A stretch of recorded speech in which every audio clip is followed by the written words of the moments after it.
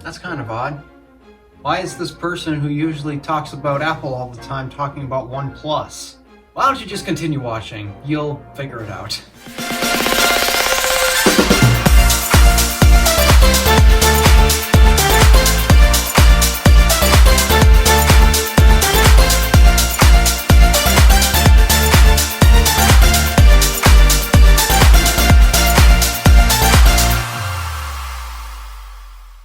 So, I'm pretty sure there's a pretty large number of you who haven't even heard of OnePlus. What is OnePlus? OnePlus is an Indian company owned by, is it BBC or BBK? I can't remember. BB something Electronics, which also owns the brand Oppo and a few others. The most notable one that BB something Electronics owns here in the US is OnePlus. Why does OnePlus matter? Biggest reason is because for the Android enthusiasts, and I know this is for the Android enthusiasts, I'm not particularly one of them because, I mean, hello. You may have noticed. The Android enthusiasts love OnePlus if they have ever heard of what OnePlus is. And why is that? Because a lot of things that Android people just love to jab at Apple is, Apple products are so expensive. You don't get much out of them for all these high prices. Apple's charging way too much for that. OnePlus is practically the Android enthusiast's sword. Oh, my dogs can be heard from here. OnePlus makes by far the single best value Android phones on the planet. I am serious. I have never found a better value Android phone that the US loves. Us US people love Samsung, but they're getting a little pricey. So, next step, turn to OnePlus. So, once again, as usual, always late to the party. I don't know how I'm always managed to get myself late to the party, but OnePlus announced new phones on the 23rd of March.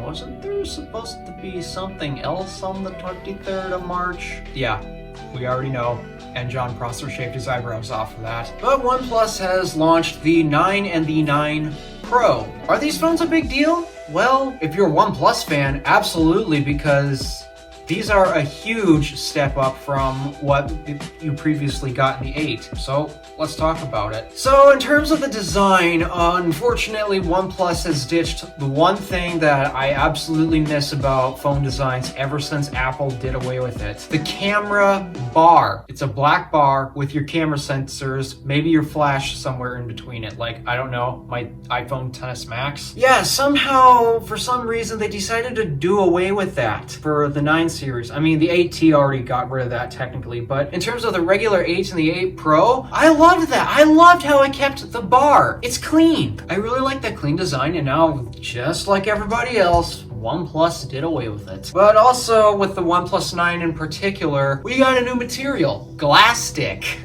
as the tech community likes to call it. It's essentially premium plastic.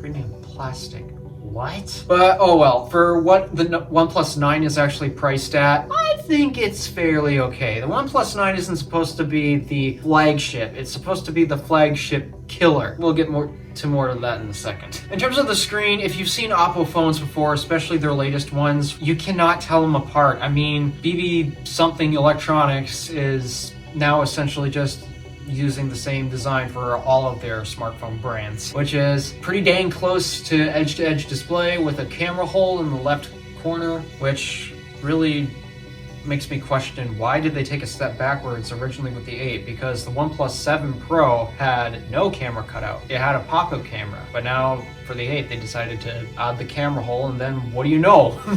With the OnePlus 9, another year of a camera hole. And then of course, now that it's a OnePlus phone, ever since it started with the OnePlus 7 Pro, it's gotta have a higher refresh rate display. I mean, what's a OnePlus phone without it? They're supposed to be the snappiest phones on the market. Cameras gets a bit interesting here because, I mean, they're really going gung-ho about this whole Hasselblad camera partnership. You'll see Hasselblad branded on the box, certain packaging elements, and of course, it's engraved on the camera bump.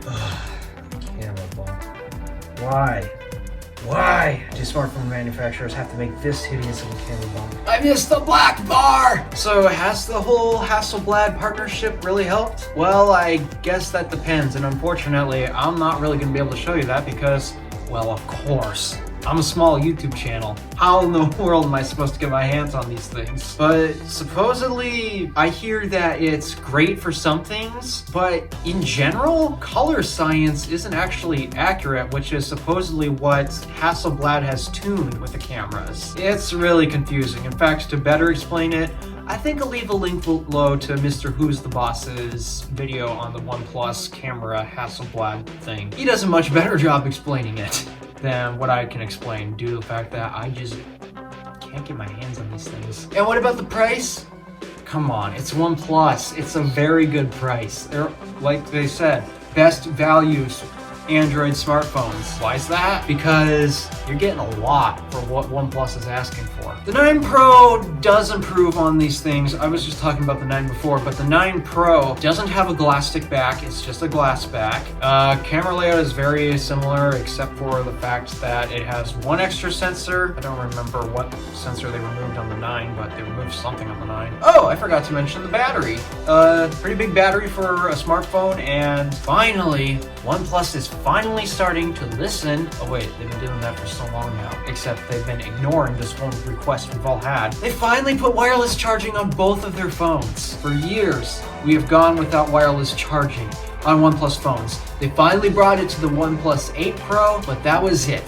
The rest still didn't have wireless charging until finally their new latest phones have wireless charging. Why did it take this long just to bring it? I mean, the iPhone SE, a $400 phone, has wireless charging. And in typical OnePlus fashion, because they have taken so long to ship their phones with wireless charging, of course they ship you a very fast 65-watt power brick with your USB-C cable in the box. This just sounds like the most useless video I've ever made in terms of giving information. It helps to have the phones in the hands, guys, it really does, but of course. So are these phones really worth the prices they're asking for? Yeah, especially since if I had to pick an Android phone at this point, I originally wanted to stick with Samsung because they had one feature that the OnePlus was never going to get, which was wireless charging.